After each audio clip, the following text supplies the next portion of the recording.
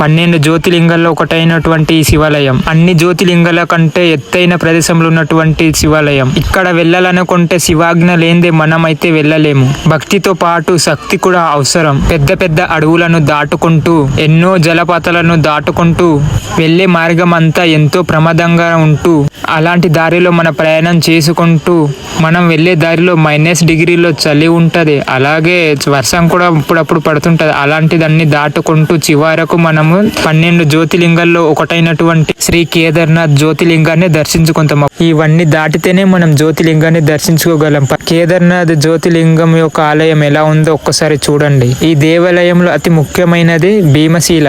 ఇవి దేవాలయం వెనకాల ఉంటుంది. ఈ భీమశిలవే 2013లో వచ్చిన తుఫానుకు దేవాలయంకి ఏం కాకుండా కాపాడింది. ఈ దేవాలయానికి భీముడు కాపాడుతున్నాడని అంటుంటారు.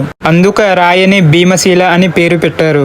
ఇది కేదార్నాథ్ యొక్క పూర్తి చరిత్ర. పూర్తి వీడియో త్వరలోనే అప్లోడ్ చేస్తాను నా ఛానల్లో. ఈ షార్ట్ నచ్చితే ఒక లైక్ చేయండి.